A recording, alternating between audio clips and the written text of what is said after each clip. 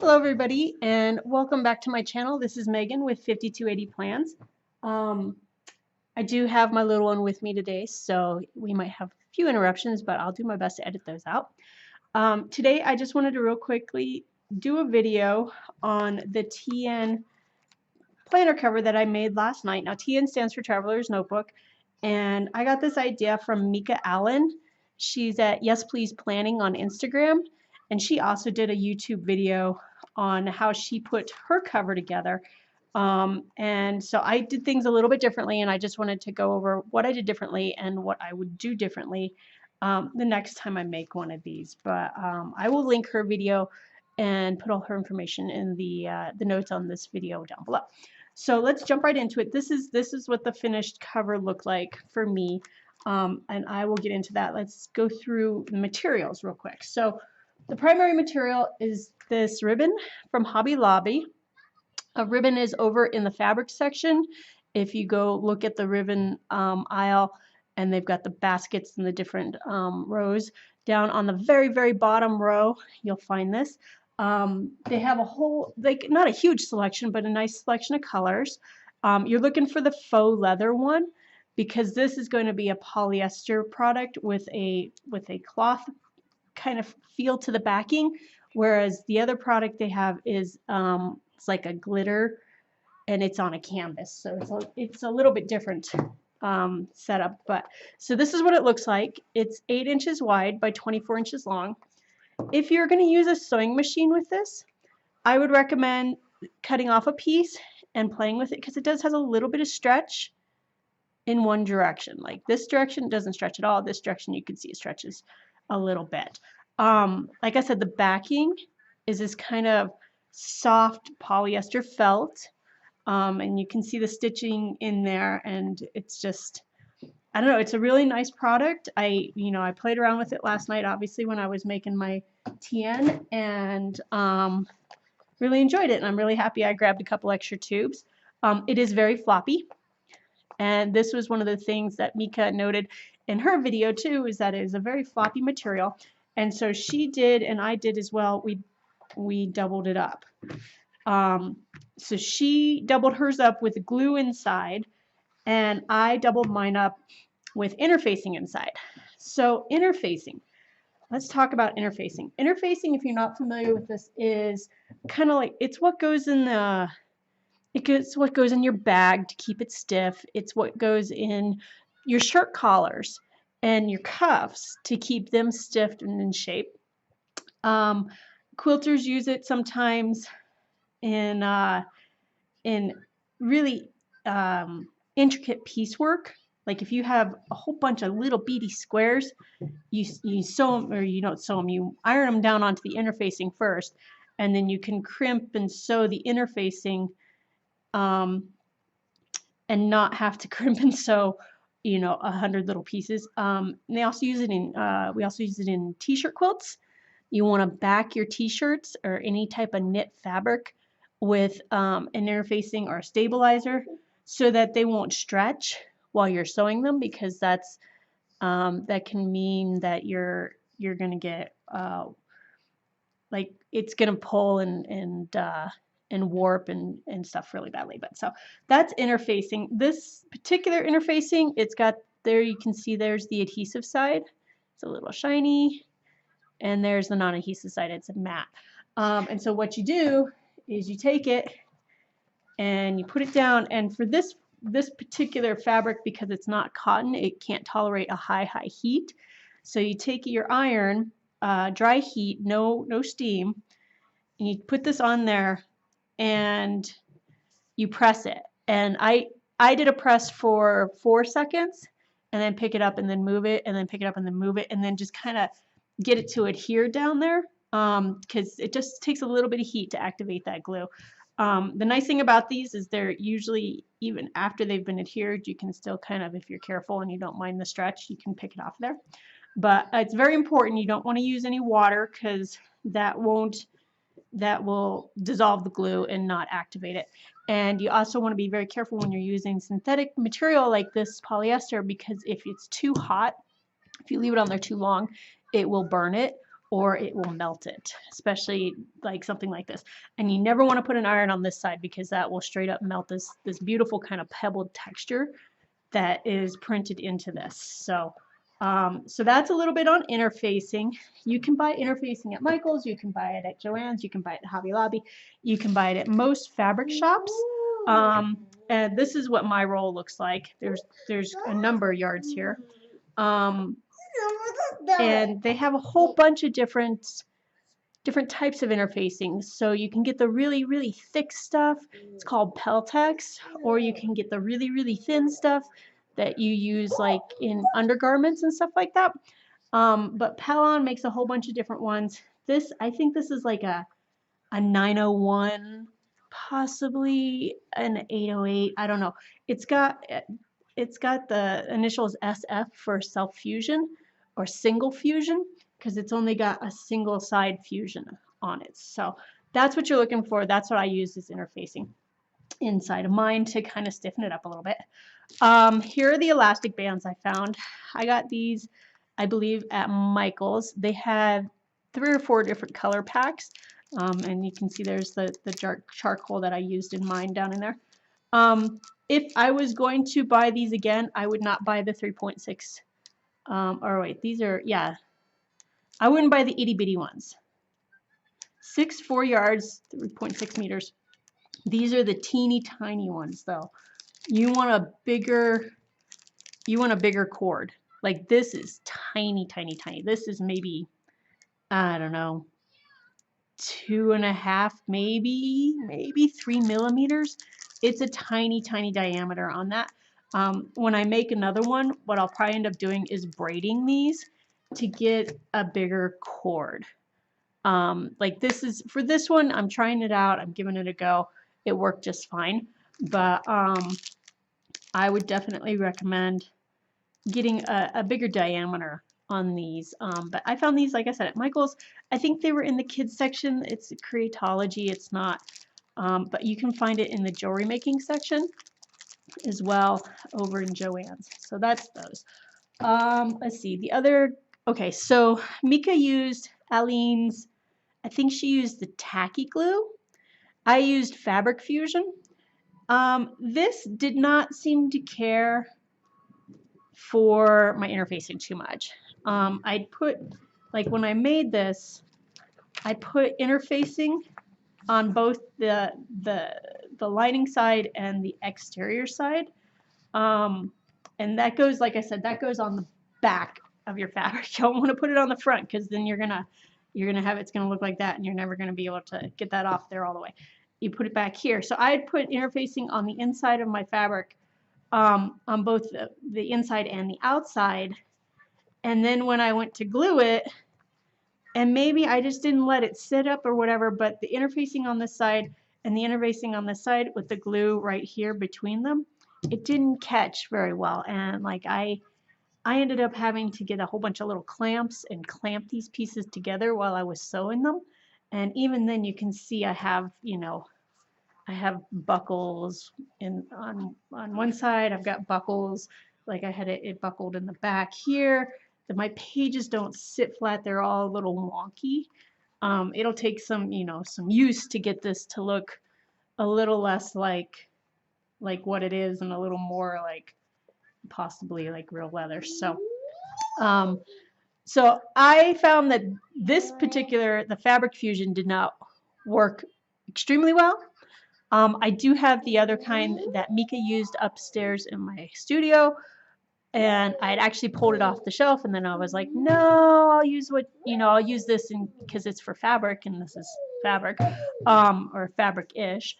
And afterwards, I kind of was like, oh, I really wish I had used the other one because I think it gave a better bind than this. But this is, it's still a good product. It just didn't care for this. But okay, hold on one second. Are you good? What's up? What's up? Okay. All right. So other than that, okay, so I used a rotary cutter when I was cutting my stuff. When I cut everything, when I cut my interfacing, when I cut my fabric, you can find these everywhere. Like you can find these at places that, you know, don't sell fabric and such, because you use them for paper craft, you can use them for fabric, you can use them for, geez, you can use them for everything, because it's just a round blade, pretty much. It's a glorified pizza cutter. There you go. So I use that to cut. I know Meka was using scissors and a straight edge, so you can also use straight edge and box cutters. And this also came, this I think I actually had to order specialty, because this is a tool that I use in interior design. The same with this precision non-flexible, non-skid straight edge ruler. These are part of my my actual planning kit. So, and what I use to plan to washing and stuff like that. So those were the cutting tools that I used. When I was doing my inserts, I used what's called a swing arm stapler. And the thing with this is, like, if you can't get whatever you're trying to staple down in there, like if you can't reach across the book to get that binding staple, you can turn it 90 degrees, and then you put your book in this way, and now you can reach down your spine. So that's what that is. And this one also does on the 45, which I haven't had a chance to play around with. It could be kind of interesting. But so that's what you're looking for. I got this on Amazon. I think I paid like, I think it was an add-on. I might have paid like $5 for it, maybe. But I mean, it's a good stapler. It's nice and heavy, so it's not going anywhere anytime soon while I'm using it. Okay, so I grabbed some nail polish, and originally when I was doing this, I had put, like, I'd sealed these edges with the nail polish. And I, you know, it worked okay at first, and then it like, I don't know, it sank in there, and it didn't look real good. It was real splotchy, and the color didn't hold really well. And so instead, I ended up at the very end, I ended up using a Sharpie, which has its up and downs, but I'll get to that. But originally, I had started off using nail polish. I think if I used, instead of nail polish, I used, I don't know, like an actual fabric paint, or like one of those really pretty paint pens, or even just left it white. With this one especially, like you can see down there next to my pen, that's what the white looks like. And my biggest concern with that is it's going to get dirty, and it's going to show dirt real well. But the option was, like I said, I used a Sharpie marker. And the upside of this was it was quick and easy, you know, as long as you're careful and you don't make any mistakes and get it where it doesn't belong. I have a couple little mess ups right there. Downside of that is, like, because this is a polyester, the Sharpie, it's not going to stain it. I mean, it's permanent, don't get me wrong, but it's going to come off. It's going to take a little longer to dry. Like even this morning, I was rubbing my finger along there, and you can see it's still coming off just the tiniest bit. So you have to be cognizant of that, the fact that it's, you know, it's ink on a synthetic fiber, so it's not going to sink in and dry as quickly. So that was why I have these Sharpie markers out, to remind me to talk about the Sharpies. The last couple of things I wanted to point out. Okay, so these are darning needles. You can find these over in the knitting section. They're sharp, but they're not like needle sharp.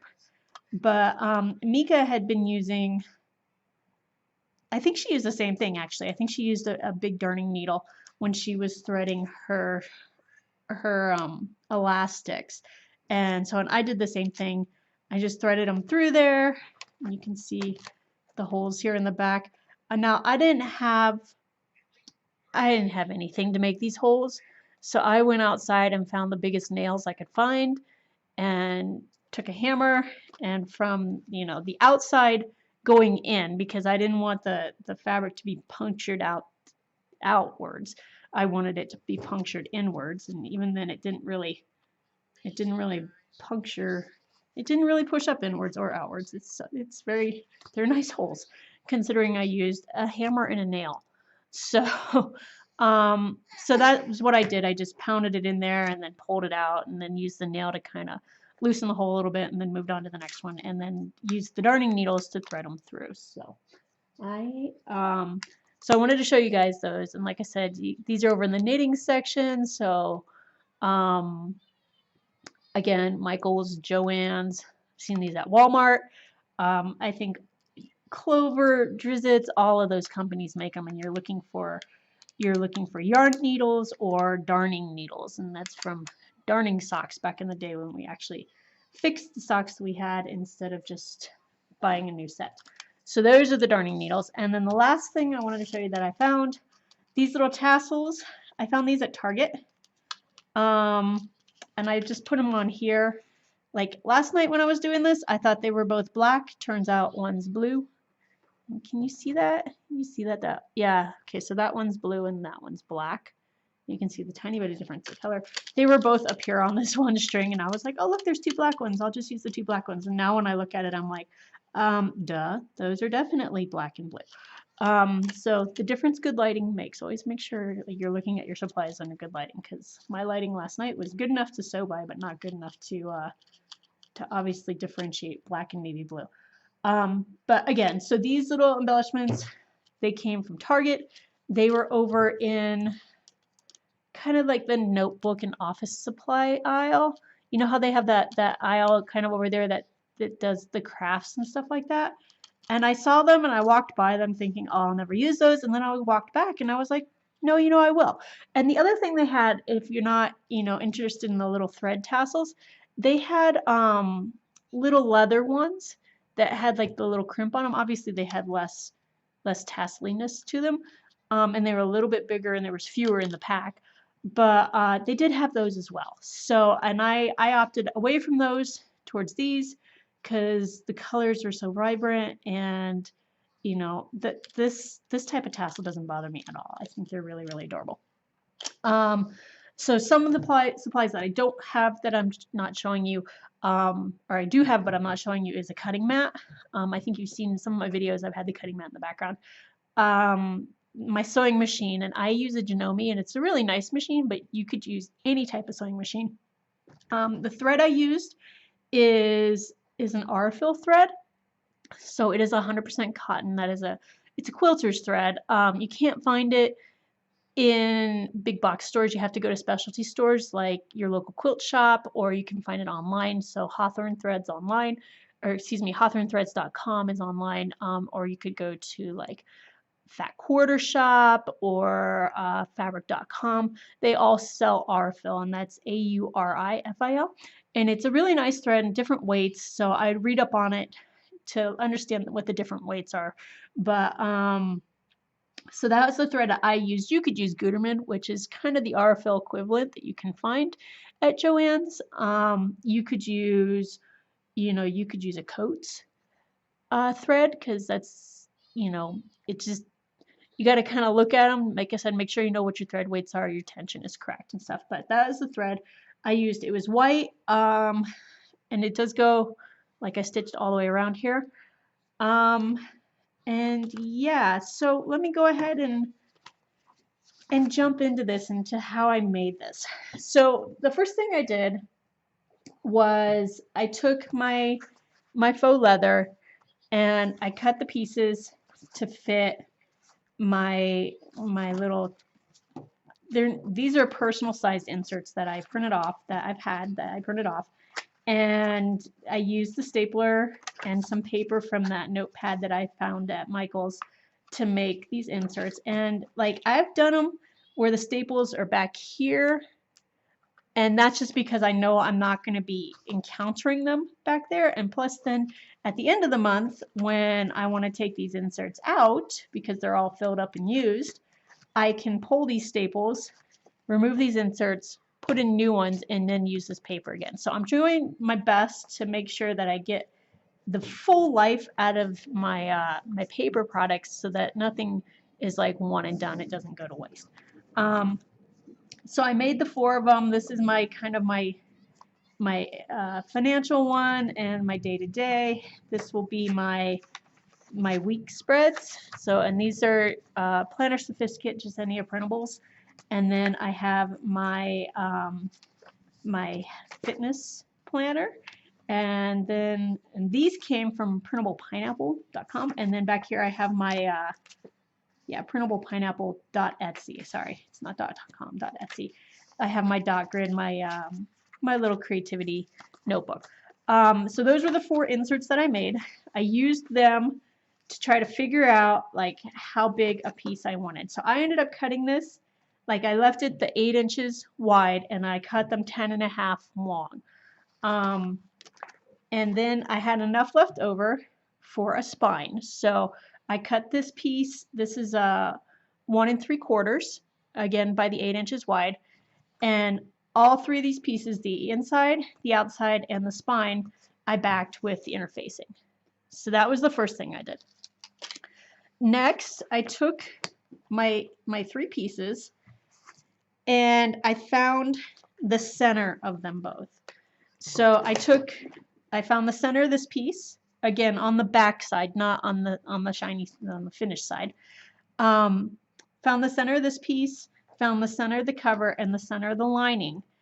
And I took the spine, put a little bit of glue along it, along the back side of the spine piece, and lined up those lines and glued it down onto the face of the exterior. And I gave it a moment to set. Like I kind of pushed it around to try to make sure it was all set and everything like that. And then I took it over to my sewing machine and I sewed along the edges here on either side. So then I had my inside piece and I had my outside piece with the spine attached. I did that first because I did not want those stitches coming all the way through. I did not want that to happen because this created a crease in this material. And so what you got to know about sewing with synthetics is it's pretty much like sewing with plastic. So if you put too many holes into it, it destroys the integrity and makes it easier to tear and rip, and it creates a weakness in the fabric at that point. So by doing it here and here, already it was doing this thing where it was like, you know, it was closing on its own. So I didn't want to go all the way through because then I would have those holes. Not only would you be able to see those holes on the inside, but then it would be back to this state. It'd be too floppy for me. So next I took the inside piece. Now there was like I said, there was some left over of the fabric roll. So I took a piece of that, the leftover, and I did not interface the loop. I didn't mind if it was a little loose because it's a pen loop. And I just took 2 pieces of them and folded them over themselves and then just stitched on either side in there. And then I cut a hole the same width as this. So this is 1 inch. And I cut a hole that was 1 inch on the lining, stuck my pen loop in there, got it where I liked it, like so it's as big as I want it to be and it's as loose as I want it to be.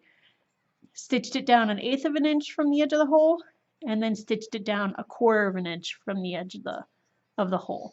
So the hole is not stitched in the back. You can see straight in there. Like I can reach in there. There's a lot of glue in there right now, holding it down. But so that little integrity thing was like, I think if I did it again, I would not do the pen loop. When I was trying to top stitch, this pen loop gave me trouble. So hold on real quick. Gotta get little boy. Okay, sorry about that. So yeah, like I was saying, next time I do this, I'm probably gonna skip the pen loop, but just so you know, that is how I did it.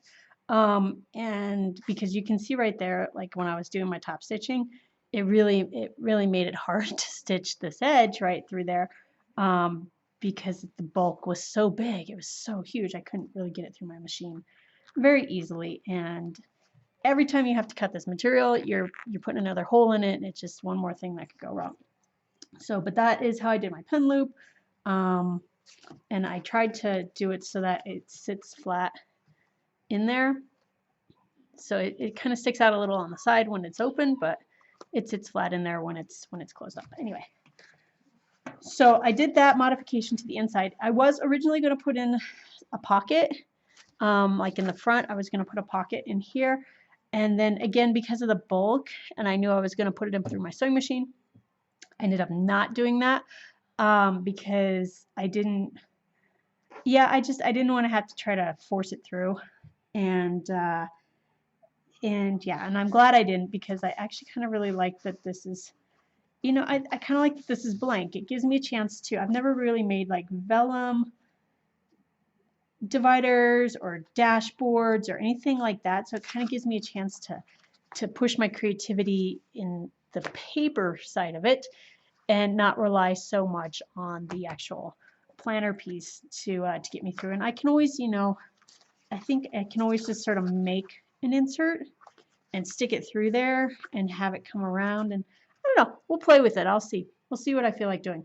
But so yeah, so I finished the outside, I finished the inside, and then I put glue all over the inside of both pieces and squished them together and did a really, really good job, like Meka had done in hers, of trying to get those two pieces together. I let it sit for about 10 minutes. It didn't set up. I kept like being able to peel it open and peel it open, and it just wasn't adhering to the back of this, because I think because I had the interfacing on there, and so it kind of, I don't know, it just sort of interfered with its ability to bind with this. So yeah, next time I make one, I probably won't interface both the inside and the outside. I think next time I make one, first of all, I might try one with a fabric interior, in which case, you know, I will interface that, but I won't interface this, and see if that works a little bit better. Or if I make my son wants one now, which is fine. More planners, the better, right? And I think when I make his, I won't interface inside of it. I think instead I will skip the interfacing on his. I'll still reinforce the spine, because I really think that it helps kind of give it some shape and helps the cover close in a more, I don't know, just more, I like the structure and he liked the structure too. So, and there's nothing, like I prefer the structure of this over having it just be smooth like Meka's was. So there's nothing right, nothing wrong with either one of them. They're both perfectly fine. So, but I think the next one I do make, I'm going to try it, do that with a little less interfacing or no interfacing at all. So I also found these clips at Target. I don't know if I have them sitting over here anywhere. Well, they must be upstairs with the rest of my planner stuff. I mean, they're kind of big, but they're still cute. They're pretty, like black and rose gold and white and rose gold and rose gold and rose gold. I really, really like them.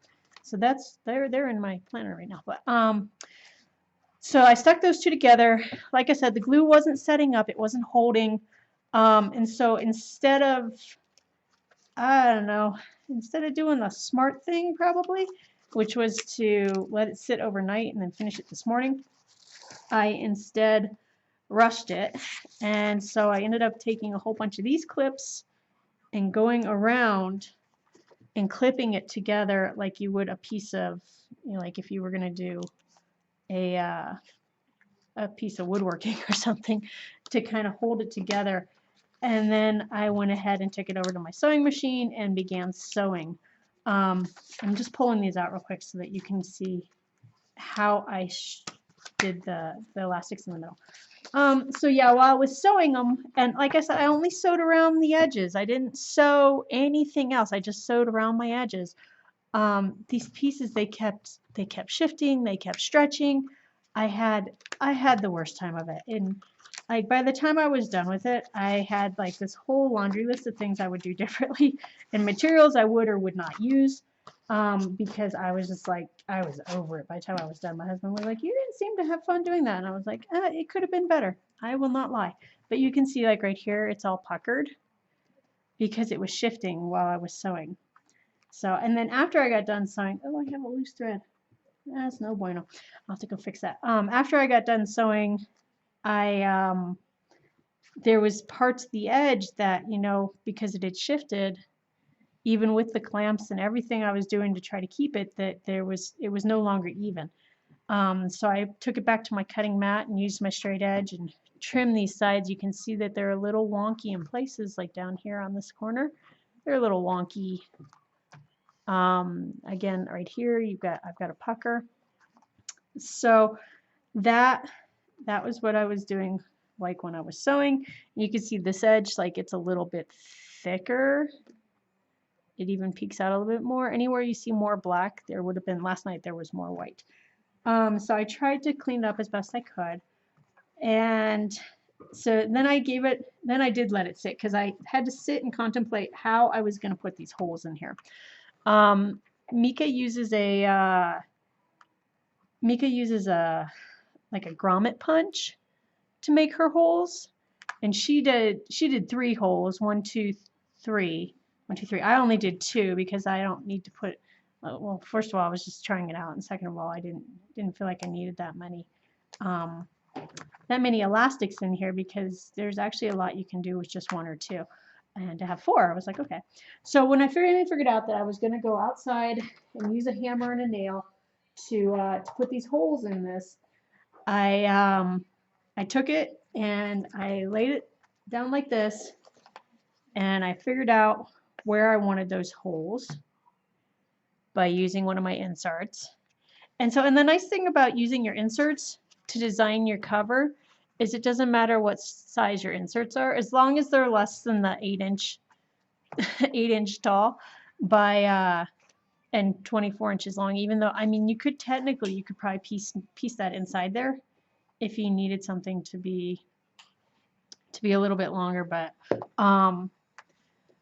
so I used my inserts to figure out where my holes were going to be.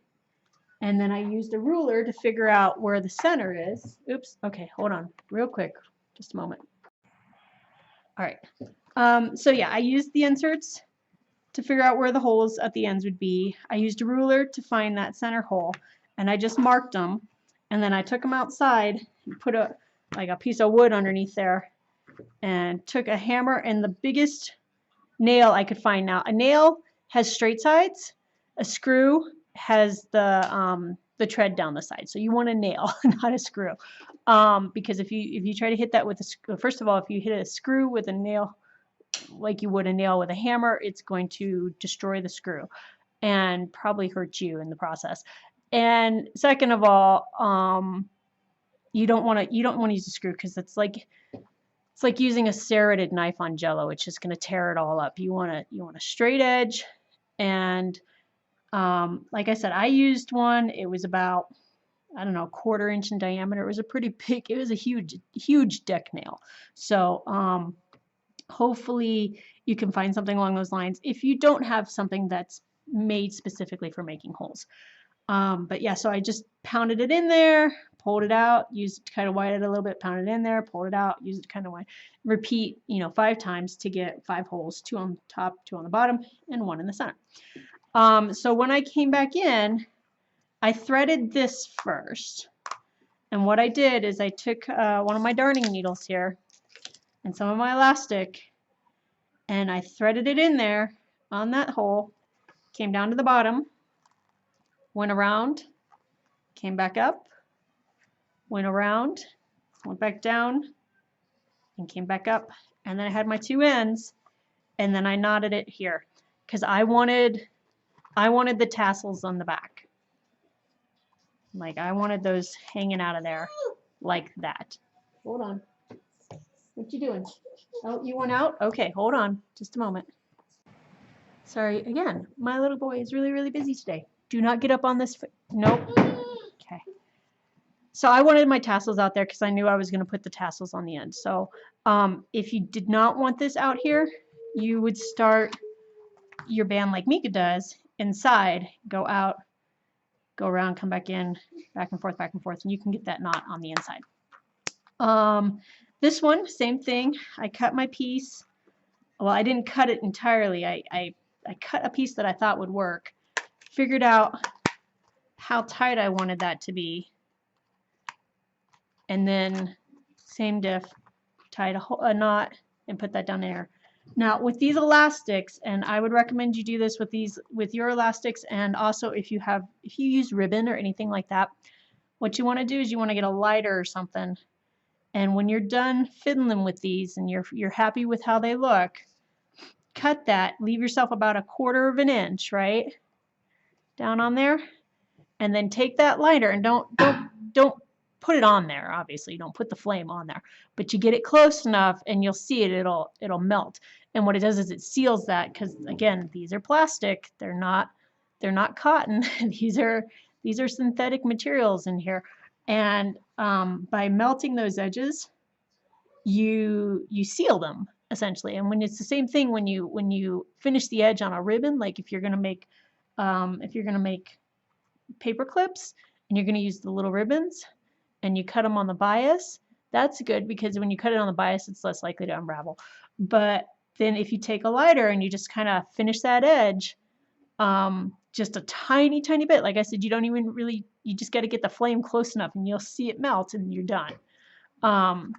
If it gets too close, then it'll burn it and then you don't have a pretty finished edge, then you have a charred gooey mess. But so that was what I did after that, and then like I said, I went through and made sure that my inserts fit in here properly. And let me see if I can get them all back in here in the right order.